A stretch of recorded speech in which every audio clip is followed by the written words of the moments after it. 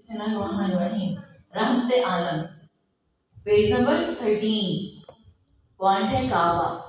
हिजाज का मुल्क उन दिनों आबाद ना था, मगर शाम और यमन के मुल्क बहुत आबाद थे। हिजाज के अंदर ये मक्का मदीना वगैरह की रियासतें, ठीक है। हिजाज का मुल्क आबाद नहीं था, लेकिन शाम और यमन आबाद थे।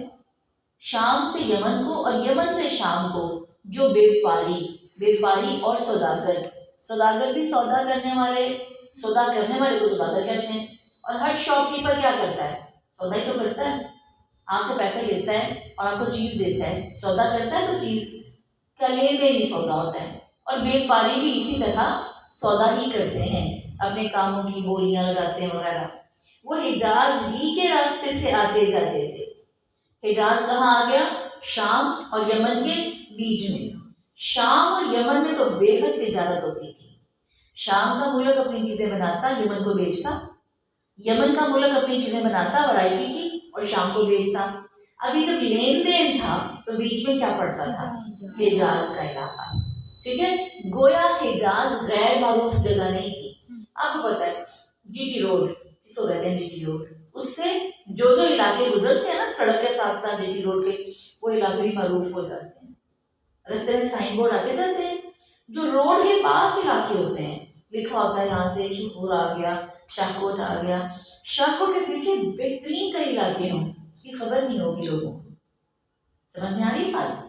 शाहकोट के राइट साइड पर कोई इलाके हों, बड़े अच्छे भी हो सकते हैं, बुरे भी हो सकते हैं। लेफ्ट साइड पर कोई इलाके हों, वो गैर मारूफ होंगे। मारूफ कौन सा होगा? जो जीटी रोड के ऊपर से जिस इलाके और टैग वहां पे 10-10 इलाके अंदर की तरफ होंगे। साइन बोर्ड पे क्या लिखा होता है? जो रोड के ऊपर शाहकोट है, बस जड़ावाला, बस ये होता है जीटी रोड के साथ।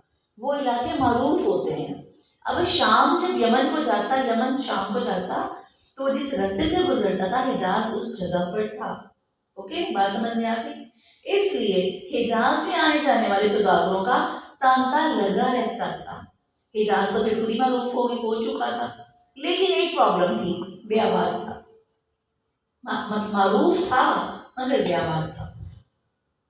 इब्राहिम अलैहिस्सलाम को अल्लाह का हुक्म हुआ कि इसी हिजाज की जमीन में एक मकाम पर हमारी इबादत करने और नमाज पढ़ने के लिए घर बनाओ। चुनाचे इस्माइल अलैहिस्सलाम और इब्राहिम अलैहिस्सलाम ने मिलकर अल्लाह ताला के इस घर को बनाकर खड़ा किया। इस घर का नाम काबा और बैतुल्लाह यानी अल्लाह ताला का घर रखा गया। सुब्हानकल्लाह व रब्बना व बिहम्दिका नशहदु अल्ला इलाहा इल्ला अंता नस्तगफिरुका व नतूबु इलैक।